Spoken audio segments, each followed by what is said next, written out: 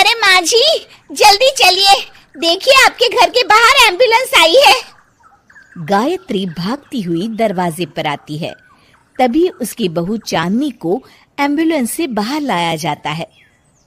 हे भगवान, ये मेरी बहू को क्या हो गया? एक्सीडेंट हो गया माँ जी। अरे लेकिन ये कैसा एक्सीडेंट है?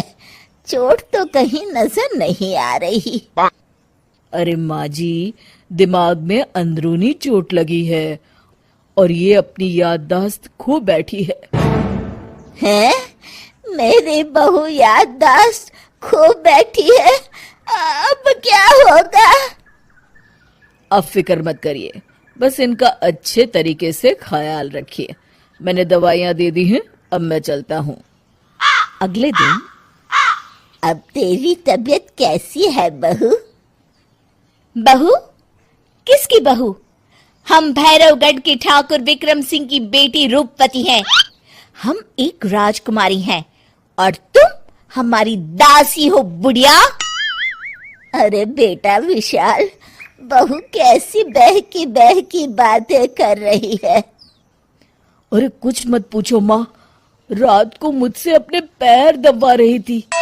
सर पर चोट लगने की वजह से इसका दिमाग पूरी तरह खराब हो गया है और ये अपने आप को राजकुमारी समझ रही है। तभी वहां चांदनी आ जाती है। तुम दोनों यहाँ क्या खुसुर फुसुर कर रहे हो? कहीं तुम दोनों मिलकर हमारे खिलाफ कोई षड्यंत्र तो नहीं रच रहे हो? हम तुम्हारा सर तलवार से उड़वा देंगे, समझे? अरे नहीं नहीं राजकुमारी जी, हम तो आपके सेवक हैं। भला हमारी इतनी हिम्मत? कहिए, आपने यहाँ हॉल में आने का कष्ट कैसे किया? हमें बहुत भूख लगी है। ए दासी, जल्दी से हमारे लिए भोजन का प्रबंध करो। आज हम शाही कबाब खाएंगे। विशाल अपनी माँ को चांदनी की बात मानने के लिए इशारा करता है। ठीक है राजकुमारी जी, मैं अभी आपके लिए भोजन लेकर आती हूँ। इस तरह विशाल और उसकी माँ ना चाहते हुए भी चांदनी की जी हजूरी में लगे रहते हैं। लाओ माँ, जल्दी से मेरा टिफिन दो, मुझे देर हो रही है। अरे ठहर जा, जरा दम तो लेने दे मुझे। सारे घर का काम मुझे अकेली को करना पड़ता है। तेरी बीवी तो राजकुमारी बनी बैठी है, सारा दिन हुक्म चलाती रहती है। अरे माँ, मेरा भी तो यही हाल है। फिलहाल तुम मेरा टिफिन दे दो, मैं चला।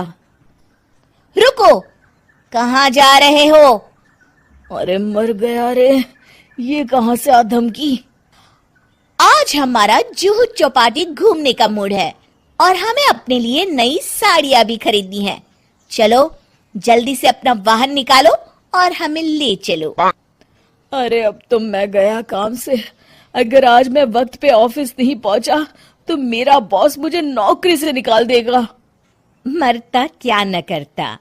आखिरकार विशाल चांदनी को घुमाने ले जाता है और चांदनी अपने लिए ढेर सारी शॉपिंग भी करती है। ए दासी, टीवी पर कपिल शर्मा के आने का समय हो गया है, जल्दी से टीवी शुरू करो। अरे वाह, कपिल शर्मा तुझे याद है, बाकी कुछ याद नहीं। बहू तू तो बड़ी चालू लगती है, अपने फायदे की हर चीज तुझे याद रहती है। मैं तो तेरी इस अजीब बीमारी से परेशान हो गई हूँ। अगले दिन, अरे डॉक्टर साहब, आप इतने दिन से मेरी बहू का इलाज कर रहे हैं, लेकिन उसकी बीमारी तो सुधरने के बजाय और बढ़ती जा रही है। अरे माँ जी, ये दिमागी बीमारी है। बेचारी की याददाश्त चली गई है, वापस आने में थोड़ा वक्त तो लगेगा ही ना। गायत्री डॉक्टर से बात कर ही रही होती है कि तभी उसकी पुरानी सहेली शीला वहां आ जाती है। शीला को देख अचानक डॉक्टर घबरा जाते हैं। अच्छा माँ जी, मुझे एक मरीज को अर्जेंट देखने जाना है, मैं चलता हूँ। ये कौन था? अरे अब क्या बताऊं शीला, एक एक्सीडेंट भी मेरी बहू की याददाश्त चली गई है। ये डॉक्टर उसका इलाज कर रहा है। ये डॉक्टर कब से बन गया? अरे ये तो चमन पान वाले का लड़का है, सारा दिन नौटंकी करता रहता है। अच्छा तो ये बात है, अब मैं समझी। मेरी बहू और ये पान वाले का लड़का दोनों मिलकर मुझे बेवकूफ बना रहे थे। चल तू मेरे साथ। गायत्री शीला को एक बड़ा सा डंडा हाथ में देकर अपनी बहू चांदनी के कमरे में ले जाती है। बहू, ये मेरी सहेली है, एक डॉक्टर है। इसने तेरे जैसे न जाने कितनों का इलाज 2 मिनट में कर दिया है। इसका कहना है कि सर पर जहाँ चोट लगी हो, अगर उसी जगह दोबारा किसी बड़े डंडे से जोर से मारा जाए तो मरीज की याददाश्त वापस आ जाती है। देख, हम डंडा भी लाए हैं। अपनी सास की बातें सुनकर और हाथ में बड़ा डंडा देख चांदनी घबरा जाती है। अरे बाप रे, मैं तो फंस गई। इस डंडे की एक बार की वार से ही मैं तो चारों खाने चित हो जाऊंगी। अब क्या करूं, क्या करूं, क्या करूं? लेकिन गायत्री, डंडा सर पर ठीक उसी जगह लगना चाहिए जहाँ चोट लगी है। अरे तू चिंता मत कर, 2-4 बार मारूंगी तो एक बार तो सही जगह लग ही जाएगा ना।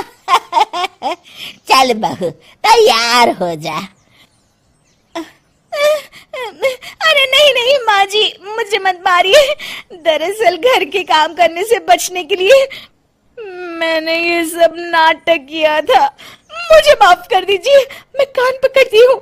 दोबारा ऐसी गलती कभी नहीं करूंगी।